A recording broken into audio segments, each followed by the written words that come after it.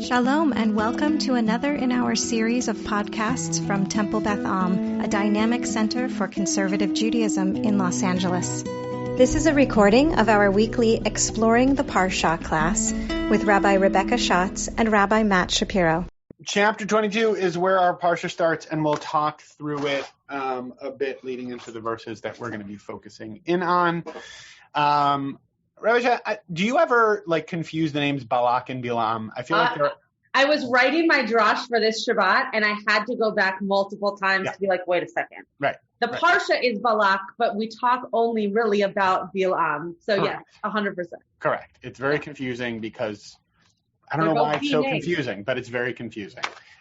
Balak is the king of Moab, and he is the one who hires Bilam to come and curse the Israelites. Hopefully, Rabbi Schatz and I will keep that straight over the course of the next 51 minutes or so. So Balak is worried, seeing all that Israel has done as they are marching their way on through their long, strange trip through the desert. Definitely echoes of what was happening back in Egypt, right? Seeing the people as numerous, seeing the people as being the one that can engulf them. And as the king of Moab, he's trying to figure out what he's going to do about this, from his perspective, impending threat to his people.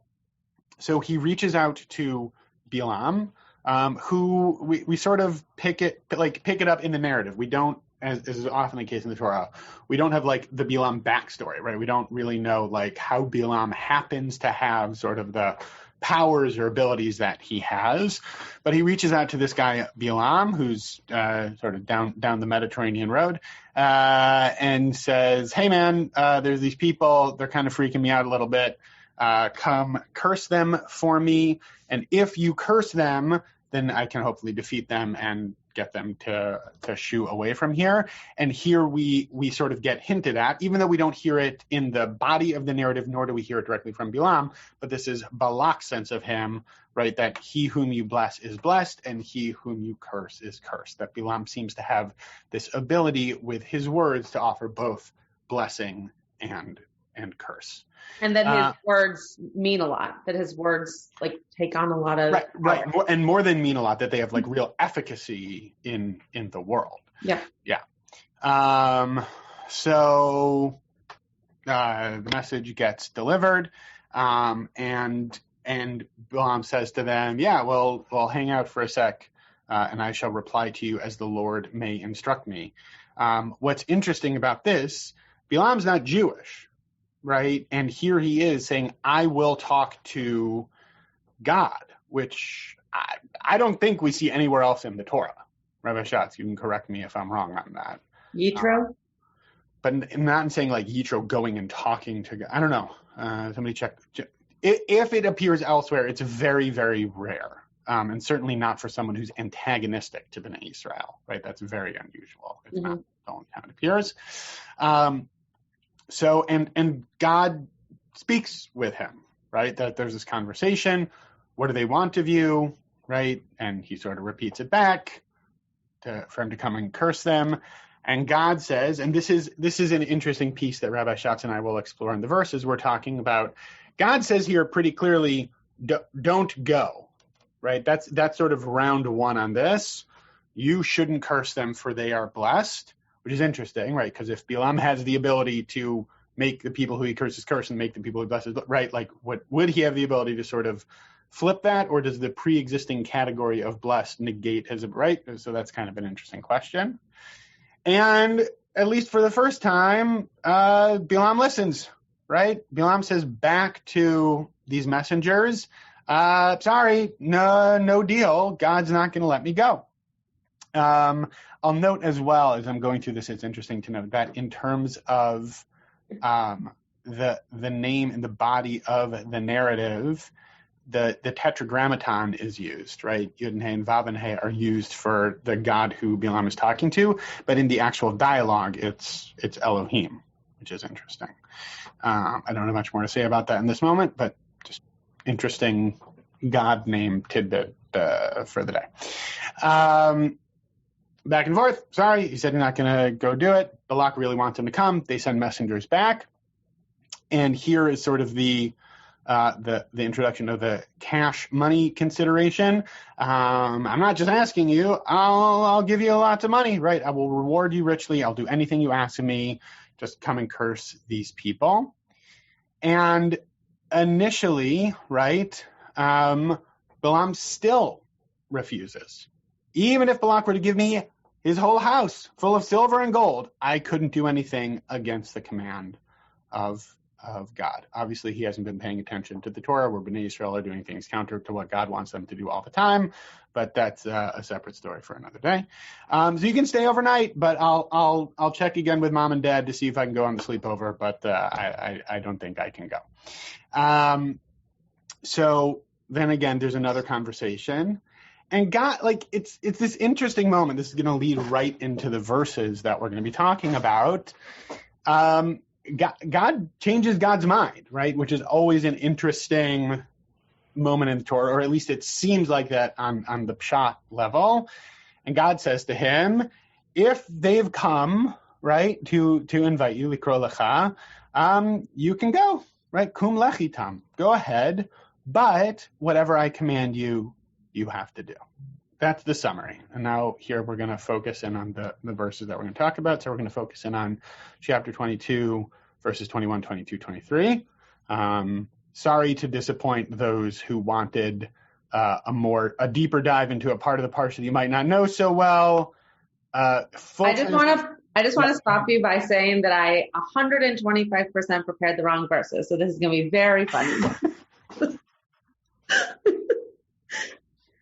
I texted you. I know. An hour and a half ago, Rabbi Schatz. Keep going. I prepared very well on other verses. Anyway, what verses did you prepare? 31, 32, 33. Okay, continue. It's okay. It's fine. It's going to be fine. I'm going to do great. Just keep going. I just wanted you to know that you just blew any chance of like faking your way through that. No, I'm very honest about these things. Now I'm checking. Continue. Oh, it was my fault. It was actually my fault. It was totally my fault. Okay. Well, it was all. It's okay. I'll share. Anyway, just continue. It's okay. We'll figure it out. It's actually good. No, it's good. I can talk about my verses and you can talk about you verses. My verses. Okay, go ahead. It's been a while since we've done. Just to say, it's been a month since we've done this all together, and let's just say the rust is showing. We're gonna make it through though. We're doing okay. Go ahead. Rabbi Schatz, should we do your verses or my verses? Just continue first. Vayakam Bilam b'boker, vayachavosh et atono. Bilam woke up in the morning and saddled his. It says it's taking everything I can not to do what the 10-year-old me would want to do and just keep saying ass. I'm going to say donkey to try to rein things in here. Saddled his donkey, vayelech im Sarai Moab, and went off with the Moabite dignitaries. Rabbi Schatz, if you and I ever start an indie rock band, we are going to call it the Moabite dignitaries. Vayichar af Elohim, God was angry, right? Which just, again, to go back up, God just told him he could go. So that seems a little confusing. Ki holechu, God is angry that he's going. So that right off the bat seems to be kind of a, That doesn't seem to make much sense. Vayatzev malach Adonai baderech lesatan lo. And this is how I know these are the verses that I meant to tell Rabbi Schatz, because this is the phrase that caught my eye when we were talking about it yesterday. But what are you going to do? So this angel of God is standing in the way, lesatan lo, like, so to anglicize it, to Satan him, which is not, it doesn't mean what you think it means, but as an adversary is the way that is most often translated. And if my concordancing is correct, it's actually the first time, one of the only times that this actually appears as a verb in Tanakh, which is very interesting. Behu rochev ala tano shnei na'aravim mo, riding on his donkey, and two youths or servants along with him. Batere ha'aton et malach Adonai. The donkey sees the angel of God. Nitzav baderech, standing along the way. V'charbo shlufa biyado, with a sword drawn in his hand. V'tet ha'adon min haderech, and the donkey swerves from the road. V'telech basadeh, and donkey turns to get out of the way of the angel holding a sword that he sees, which who can really blame him? Vayach Bilam et ha'aton, and Bilam strikes the donkey. To turn back on the road. It happens twice more, and the narrative continues. Rabbi Schatz, and also, like, should we at least talk through the verses that you prepared? No, it's okay. I'm gonna let you do the Kushiot. I've already started looking at them. So it's Rabbi Schatz's Speed Torah from Rabbi Schatz. I wrote my sermon on this idea, so it's not like I haven't looked at the verses. I just didn't prepare them. So if you take Kushiot, I'll just keep looking at the verses, and then we can share it together. I got stuff. I've been delinquent the past 2 weeks, spending time with my family while you've been working hard over here. So I'm happy to take the lead. Just to skip ahead for those who are curious, right? They go back and forth, and the verses that Rabbi Schatz prepared are also very interesting, right? Because that's the moment when God uncovers Bilam's eyes to finally see the angel himself with the sword drawn. The angel then asking him, why have you been doing this? I'm the one who is sort of motivating this whole deal, for this errand is obnoxious to me. The obnoxious errands are the band that opens for the Moabite dignitaries. And when the donkey saw him, she shied away, because otherwise you were beating her. You are the one I should have killed while sparing her. So lots of interesting stuff happening in this narrative.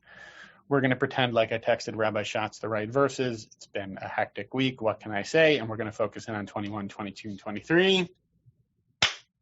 Kushiot, as Rabbi Rebecca Schatz often says. Yes, Jay? Is there any reason why the authors decided to make that the donkey was a she? To why is the gender? Jay, let me tell you, if you want to see some weird rabbinic stuff, I encourage you to look at Sanhedrin 105a. If you think Rabbi Schatz was going to end the Zoom meeting early for showing a clip from Ace Ventura, she would end it even more quickly if I went any further down that road. Isn't that right, Rabbi Schatz? Yes. But let me tell you, there is some gnarly stuff in there about, I'll just say, how he is a man and the donkey is a woman, or it's female donkey, as it were. I will let you piece the disgusting pieces together, but it ain't pretty in the Talmud. Sanhedrin 105a for those keeping score at home, towards the bottom of the page. Right, Rabbi Schatz? I mean, I didn't look it up. You did, but yes. Okay, why a female donkey? Great, Elon. The thing that strikes me the most is something that you talked about, which is this is really the first example of somebody saying, do what you think is right, which any of us who are married can relate to, and invariably do what you think is right. Whatever you do is going to be wrong. So, it's really, really curious that Balaam gets in trouble for doing what he thinks is right. Right. God, and I would push it even one step further than that. It's not just that God says to Balaam, hey man, whatever you want to do, it's all good by me. He says, go with them, right? You may go with them. Pretty clear, kum lech itam. That is pretty unambiguous Hebrew. And then 2 verses later. But it is in the context. It does seem a little bit grudging. Yeah. Yes. I saw a piece that's basically talking about how, like, well, Balaam should have known from the way God said it. It's like, Sarah wanted to get a kitten. Rabbi Schatz, should we talk about the kitten? Sarah wanted to get a kitten. And I didn't want to be the no guy. We have a cat, for those who remember. We have a cat. We got a cat recently. And Sarah's coworker, there's a cat that had like a litter of kittens in her coworker's yard. The kitten's very cute, and Sarah wanted to get a kitten. And I didn't want to be the no guy. And I said to Sarah, I'm not going to say yes or no. It's really up to you. we now have 2 cats. So that's how that worked out for me. So I get it in both directions. Yes, Joanna.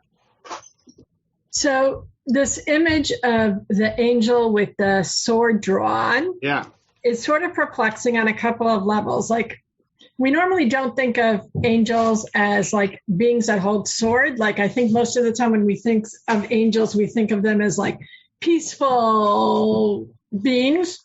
It's sort of a contradictory image, at least for me, to think of an angel with a sword in her hand. Yeah. And the other thing also is there's a very similar image in the Bereshit story, right? The Kruvim, when Adam and Chava are kicked out of the garden, the Kruvim, which are also somewhat angel-like figures, are put outside the garden also with swords. And just want to comment, there's talking animals in both stories. So like, what's going on there? Interesting. And then there's another image which we recall in the Haggadah, but I don't exactly have the full story in context, but like King David at a certain point also sees angels with swords drawn. So like, is there a connection amongst these stories? And like, just what is this whole thing about in Tanakh of angels holding swords? Yeah. All really good questions. I actually found an interesting piece about the angel with the sword that sort of flips it on its head a little bit that I'm happy to speak to in a moment. And I also had thought about the fiery, ever-turning sword outside Gan Eden after Adam and Chava have to leave. I hadn't thought about how that story also has a talking animal, although presumably one that pulls the two of them away from what they might be doing, as opposed to the donkey who's sort of trying to indicate to Bilam what he should be, right? So there's an interesting potential reversal there. But yeah, there aren't that many talking animals in the Torah. So yeah, I really appreciate that connection. Nancy. Okay, so if God is angry that he's going, and now there's this angel, why isn't Balaam able to see this angel, and why is it an animal that sees the angel? Yeah, great question. There's plenty of stuff on that. It's not quite where we are in the story. We almost get to the Ace Ventura moment, but we don't quite get there. Rabbi Schatz, don't shake your head at me. I'm not showing the clip with the talking donkey. But it ends up being interesting in terms of the donkey seeing, but then also with the donkey talking, right? If Bilam has words that are so powerful, then the reversal of even the donkey being able to speak. And there's also certainly something to be said. If Bilam is this really powerful spiritual presence, how come the donkey can see something that even he can't? Yeah, it's a great question. Other Kushiot on these verses.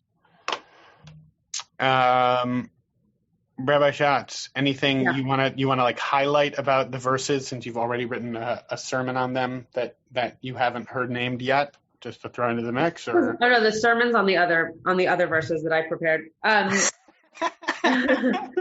Rabbi Schatz will either be Rabbi Schatz is talking about either. You should start. I'm talking about the opening of Bilam's eyes on Shapiro. There you go. No, I don't think so. I mean, I think people have brought up the questions that I also have as of 5 minutes ago, but some of them being, why. One of the things that Rabbi Shapiro and I spoke about, which could go for either set of verses, which is why it didn't tip me off, was that in some ways it feels like the donkey actually has godly attributes. And so I forget who asked the question, since I was kind of multitasking and trying to also prepare these verses. I forget who asked the question of why she, maybe it's Jay. But I do wonder if, there's some aspect of like Shechina language versus Adonai Elohim language being done here. And was the donkey actually more angel than the angel that was found in the road? that's kind of a question that I've been mulling over this week. And then in terms of the sword piece, I know that in the verses that I did prepare later on, that that there is an aspect of the donkey saw that Bilam could be killed. And so I love the questions about the sword and the connections to the other stories, but I wonder if it's more just symbolic of this was not just God standing in the road and the donkey wanting to move away from God out of respect, but really a source of danger, which is maybe even more problematic in terms of the relationship between God and Bilam. So those are the only two things I would add. Yeah. Joanna, you have your hand up. Is this the first use of Satan in Tanakh? I think so, with sort of like a caveat that in Breshit, in the back and forth, when Isaac is digging the new wells, the name of the place where there's an adversarial relationship between like his workers and the other people who are in the land, the name of the well is Sitna, which seems to hold that same adversarial connection. But I believe this is the first time this shows up as like, certainly as a verb from what I saw, which is very interesting. I'll use that as a jumping off point, Joanna, to your question, actually, in terms of, I'm going to hop out of the verses. Should I hop out of the verses? I'm going to hop out of the verses. I see everyone's beautiful faces. I'm now just seeing all the chats. I should do the talking donkey from Shrek. Yeah, I should show the talking donkey from Shrek. Yes, lots of talking donkeys. I'm mostly just noticing things about talking donkeys. Rabbi Schatz, didn't you miss me? So, Joanna, to your point about like angels, like I thought angels are peaceful. Why does the angel have a sword? Right? You were asking about that a little bit, yeah. So it's interesting, and this gets into. I'll like zoom way out for a second just to say part of what's interesting for me about these verses. This is like in Nancy's question as well, is the sense of perception, right? Why do we see what we do see? Why don't we see what we don't see? How do we sort of absorb the world around us and potentially miss out on some really big stuff? Like, for example, an angel standing right in your way with a big freaking sword.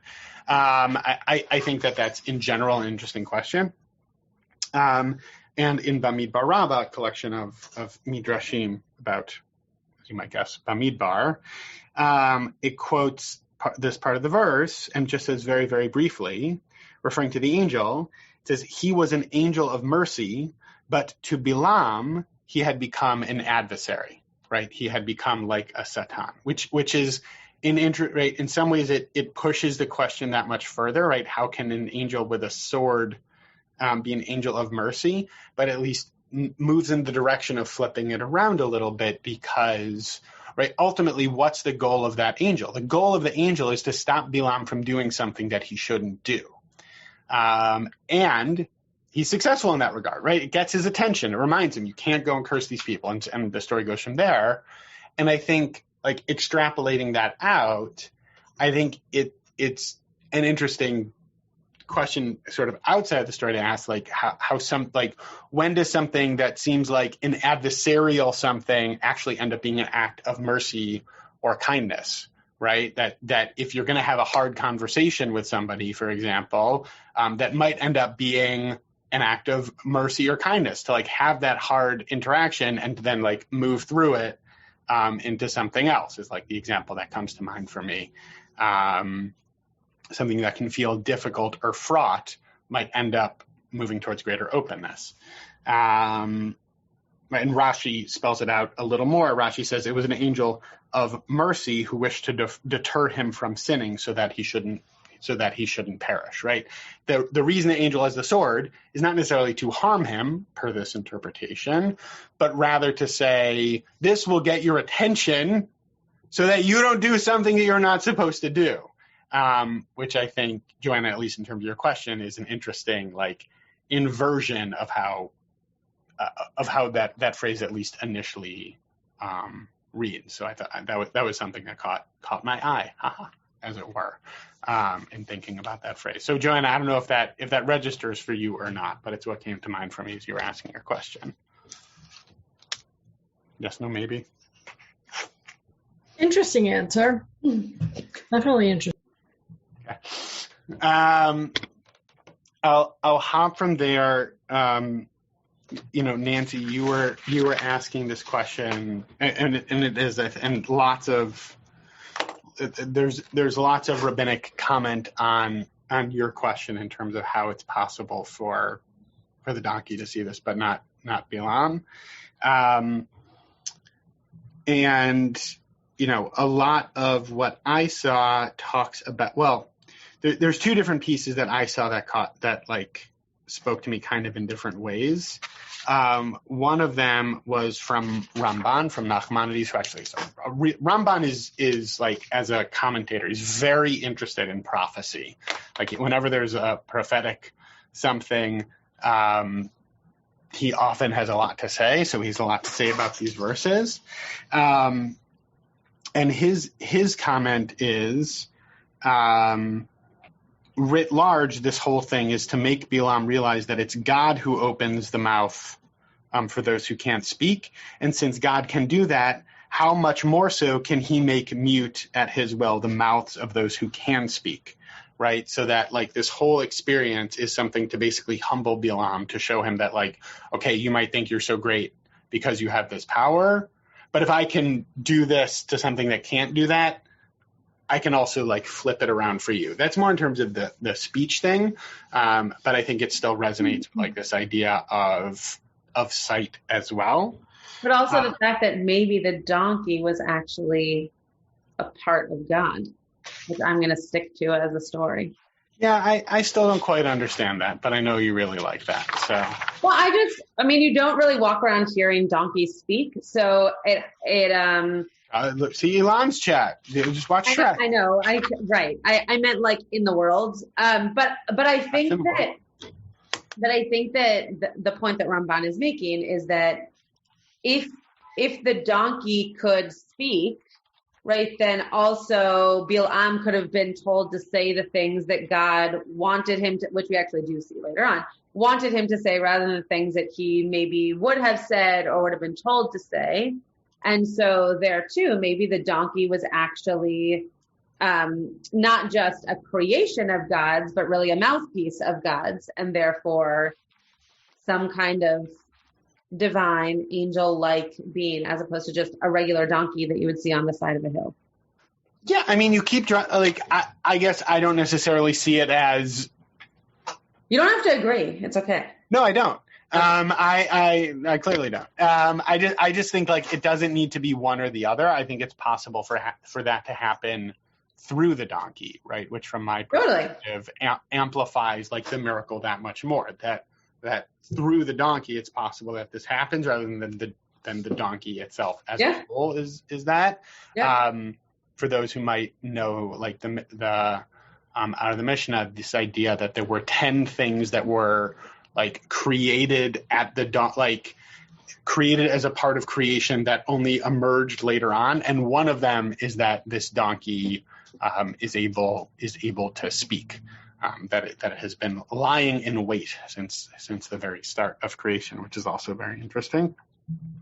In terms of the sight, more specifically, Nancy, going back to your question, Rabbeinu Bachya actually, and I guess Rabbi Schatz might agree with what you're saying. Rabbeinu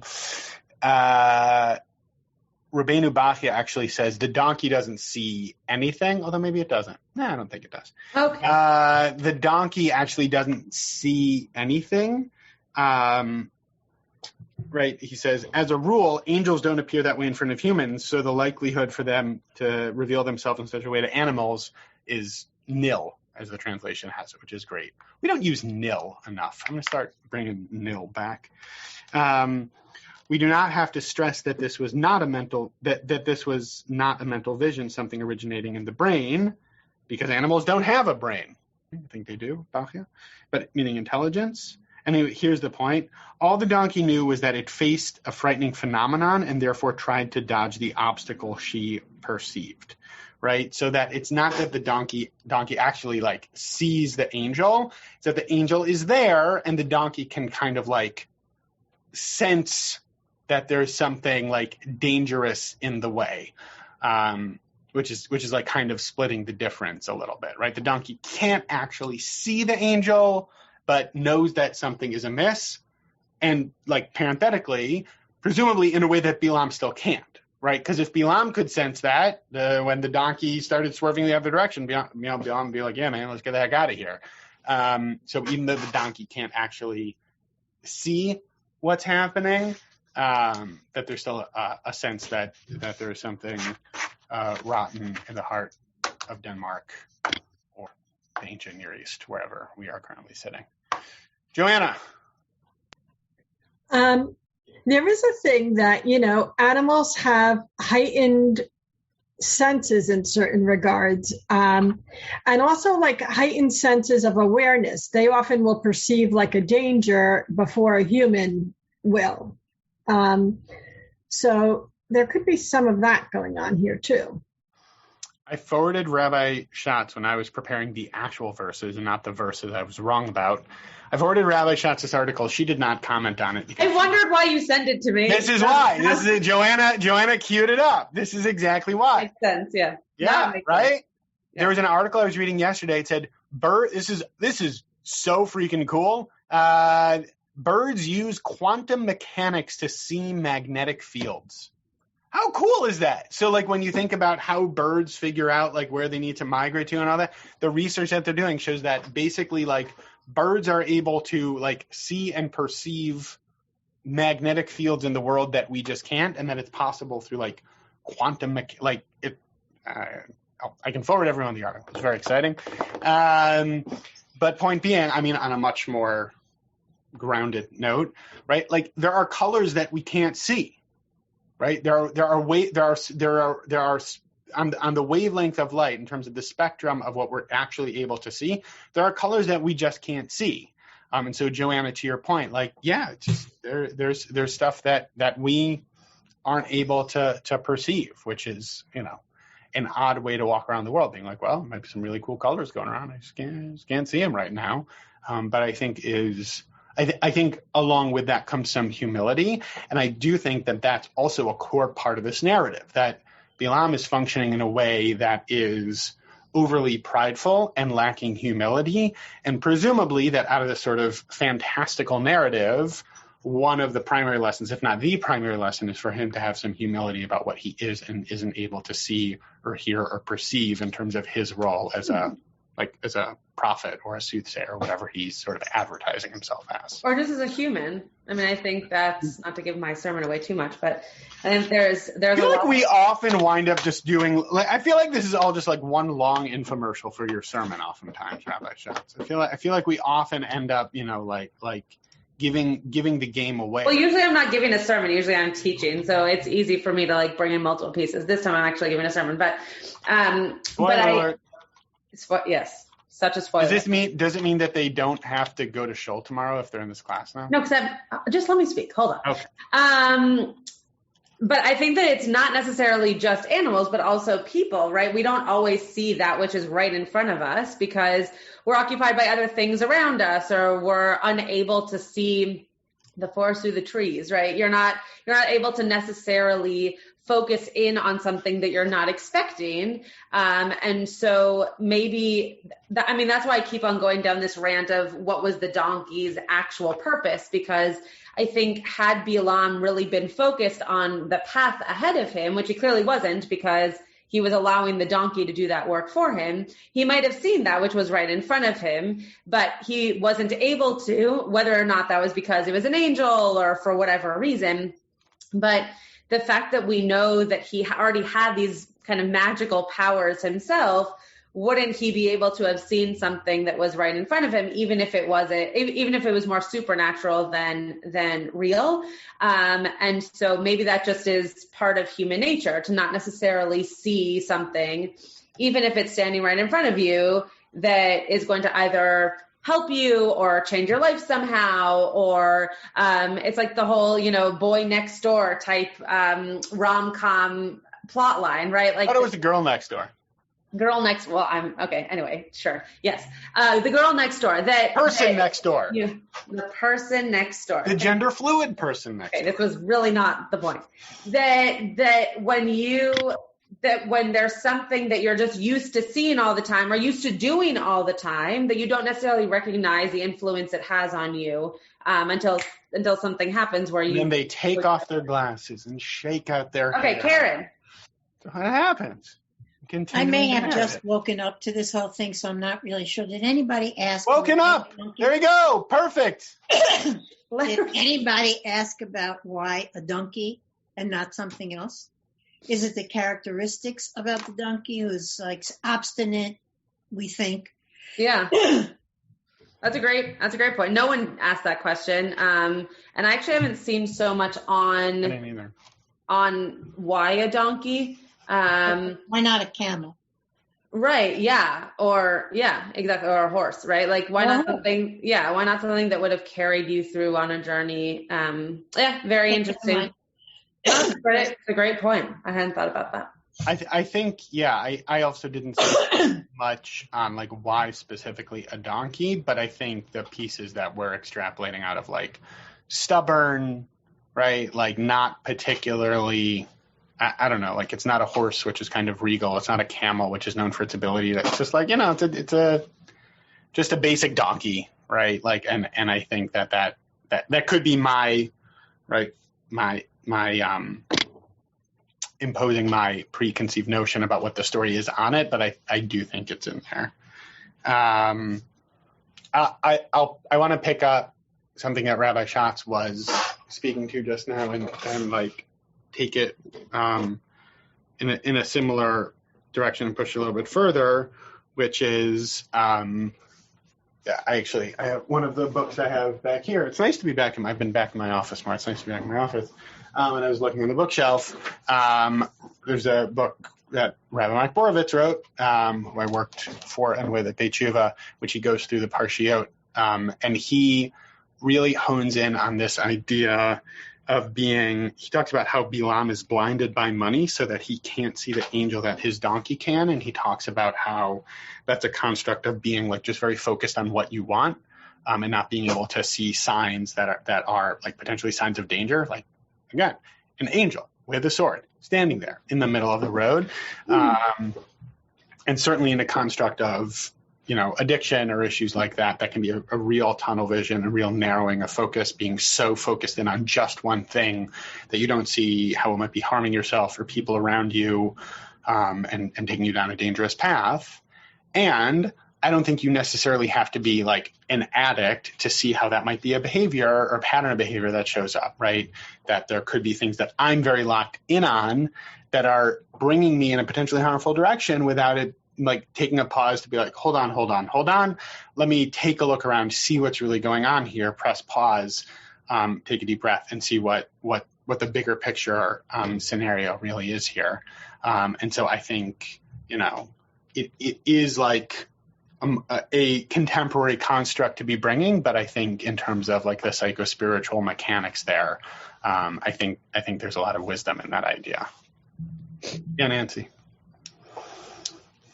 Well, I think it's even as mundane as, like you can't find your keys. And so the more and more stressed you get because the time is becoming later and later, and now you're going to be late to where you're going, you really can't see them even when they're right in front of your eyes. So, it's very, I think, easy to get caught up in, I can't see. Mm-hmm. Yeah. Mm-hmm. Yeah, Marlise, I saw you enthusiastically nodding a lot while I was talking, so I'm curious to hear what you have to say. Thank you. Yeah. Sorry, I wasn't actually in reference to that, although I thought it was a very good point. That's okay. Just not really, well, a comment and a question. When Karen was talking about the donkeys and the attributes of the donkey, it made me think that Bilam seems to have those attributes of the stubbornness. Anyway, that would be something. But well, anyway. So that's one association that I made. Yeah. And I was wondering, Rabbi Schatz, you said earlier something about questioning about the names of God, and aspects of God's presence in the story. And I saw Elohim and Yud He Vav He, but not Shekhinah. And I wondered. I was just saying that it's possible. I was answering the question of why that Shekhinah is known as the female attribute. And so it doesn't say Shekhinah anywhere. I was just saying that it's possible that it's using she as that language to kind of bring about those aspects. This was all, again, my theory of the donkey maybe being part of God or angelic in some way. But that aspect of God would be what's being brought out in the donkey. And so that would be potentially the Shekhinah. But yeah, it doesn't use the word Shekhinah anywhere. Okay. You're so mystical, Rabbi Schatz. Very. That's what they tell me. The one, Rabbi Schatz, have you found, and I just have one more piece going back to Elon's comment earlier. I don't know if there's anything you've spotted that you want to make sure to offer up. I found a few things, but if yours is deeply connected to something that Elon or others have said, then you can go ahead with it, and I can, if we have time, I can add my thing. Yeah, it's a simple thing. So we'll have lots of time for your last minute Torah, which I'm sure will be even better. It's just, Elon, you were making the point of the challenging relational dynamic of like, well, why didn't you know that this was what I wanted you to do? Chizkuni said, he told Bilam that he was not able to say what he wished, but could say only the words God would put in his mouth. Surely this was a clear warning to Bilam to desist, as he was going to make him fool of himself or worse, if after having come all the way from Midian to Moab, he could not deliver what was expected of him. At least he should have asked God what precisely he was allowed to say. Like this idea that, the fact that he said, yeah, go, but only do this, should have very clearly indicated to him that he shouldn't really have gone, or at least should have asked another question, right? Like, I think the idea of, I have a hard time with the pivot from 20 into 22, right? Like I have a tough time with, in verse 20, God saying, go and be careful, into 22, God being like, how could you be going? And I hear that it's not quite that black or white, but I do find it to be curious. And your hand's back up, so I'll ping it back over to you. I'm curious, it occurred to me that could this be the Torah's telling us or affirmation of free will, right? That in other words, God clearly wanted one thing to happen, and the person went against God's wishes, right? And whereas God obviously could have made the person follow God's wishes, God did not do that. Yeah, which again is interesting, going back to this idea of whoever Bilam curses, they're cursed. Whoever he blesses, they're blessed. But Bnei Israel are already blessed, so you can't curse them. Well, if they're blessed, like, wouldn't you not be able to curse them, right? I think that's wrapped up in there too. And I made the joking comment before, but it's also serious. Like, if you really think that as soon as God, because Bilam keeps saying, well, if God doesn't want me to curse, if God doesn't want me to do it, I can't do it. Well, in the Torah, there's plenty of examples of God not wanting Bnei Israel to do something, and they do it anyway, right? Like we see at our own peril, and much to God's dismay, how much free will we actually do have. Which I think might be like why I'm bothered by, right? Because Chizkuni's comment is like, well, Bilam should have asked another question, right? Because in verse 20, God says, you can only say what I'm going to let you say. Oh, well, Bilam should have then definitely asked, well, what do you want me to say, right? He was tired. He was snoozing. He just wanted to go back to bed. Yeah, okay, I'll go. What do you mean I should have asked you, do you want the dishes done in the dairy and the meat sink? You said, do the dishes. I did the dishes. What more do you want from, right? Like, hypothetically. So, like begging the question, like maybe he just doesn't know, right? Maybe he really doesn't know that there's additional questions he should be asking. And you can make the argument either way. Well, he's this elevated person. He should really know. Or he's sort of like an amateur soothsayer prophet dude. He's not part of Bnei Israel. He hasn't had these close experiences with God. Maybe he really didn't know. So I feel a little bad for Bilam here. I feel like he didn't, he might have gotten the full instruction guide, but he definitely didn't, read it all the way through. And it might, who reads all of the, the disclaimers? None of us do. So anyway. Like he has it a bit rough in that way. That's me. Rabbi Schatz, you have 5 minutes to dazzle us with your wisdom on these verses.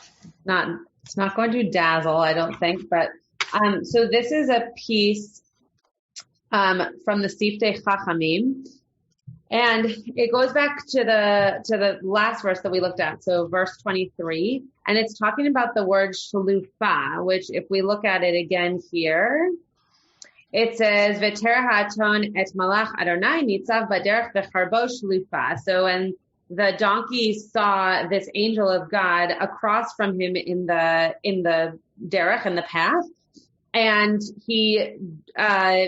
his sword was drawn in his hand. Shlufa here is being translated as drawn, taken out, beyado.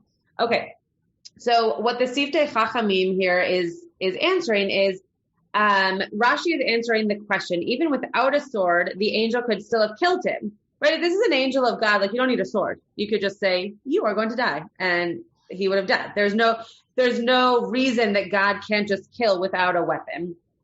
In response, he explains that the angel said, this evil one, this is why it is written that it was shalufa, drawn, as if to say, shelo peh, the mouth is his. Okay, so shelo peh, like... Ooh, that's fun. Yeah, right? His mouth. See, I told you it'd be dazzling. I don't know. I'm dazzled. That the mouth belongs... Color me dazzled. Okay. That the mouth belongs to... It says Israel here, but it means just like the Jewish person who prays to God, but not to you, right? Not to... I think they're talking about the donkey here, right? Not to... Or they could be talking about really anybody who's using their mouth in this Parsha, because this Parsha is a lot about the words that are said, the curses, the blessings, all those things, right? Matavu comes out as a blessing, even though it was meant to be a curse. We're really focused on words in this week's Parsha. So I was drawn, no pun intended, to this piece because the idea that the sword is needed is kind of silly, because again, God can do whatever God wants without weapons to destroy, as we've seen many other times in our Torah. So why is that word even used? And why all the more so does it say not just that there is a sword, but that it's drawn, that it's something that's like ready to destroy? And so I like this juxtaposition of using your words to be the things that really create or destroy, and that the Siftei Chachamim is taking this word shalufa, which has the same word as shelo peh, to mean that it was really based on the words that were said rather than the weapon that was used. Yeah, I Was that Susan? Nope, somebody else. Just it is. I don't know my kids barging in, but I still have people barging in. Good news have gotten there. The one other piece that I'll throw in the mix there, I do love that wordplay because I always love stuff like that, is I saw a comment that with the idea, we get a nice rabbinic dose of xenophobia in this narrative, but this idea that like it's like words are Bnei Israel's thing, and the sword is like the other nations of the world thing. Yeah. And so I saw that's this idea that so if Bilam is going to, instead of use the sword against us, use words against us, instead of using words against him, swords will be used against him. Mm-hmm. And later on, like when he's killed, he's killed by a sword. Yeah. So it's just an interesting sort of inversion of words and swords and swords and words. So I saw that. And words and swords and sword have the same letters. True. Not quite as dazzling. No, it's still pretty cool. Joanna's going to close us out. Yeah. Just wanted to say that this midrash reminds me about the midrash about Paro's name, which can be understood, according to the Midrash, to be Para, that Paro had a bad mouth. Interesting. I've never heard that before. Very interesting. Rabbi Schatz, bring it home. It was the Siftei Chachamim, Marlies. Bring it home. I spoke for like 3 minutes. I know, and you've been paying rapt attention, so that's why you should wrap it all up. I don't know. Yeah. Okay. I don't know how you want me to close it. I mean, Are you speechless? I think I'm never speechless, unfortunately, but I think that there's something very powerful in this Parsha in terms of looking at the different characters and what it means to truly understand the journeys that we're on. Right? If we're going to bring it back to remembering Larry in this moment, Larry used to love, Rabbi Lucas actually sent me an email yesterday mentioning this also. Larry used to love at the end of Beitenu to come up to anyone who was teaching and say, I just have one thing. And then it became 75 things that he had to say about the one point you made. Because Larry really knew everything about everything. And even up until his last day was learning because he just loved the idea of knowledge, of knowing more and more and more.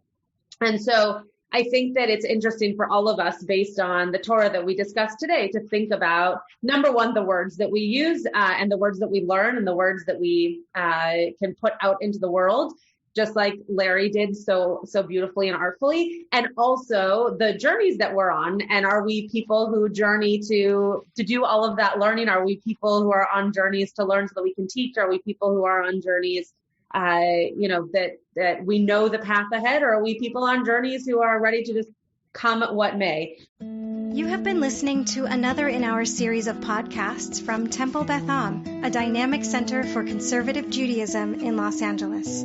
If you enjoy these podcasts, we invite you to write a review on the Apple Podcast site or wherever you get your podcasts. For more information about Temple Beth Am Los Angeles, go to tbala.org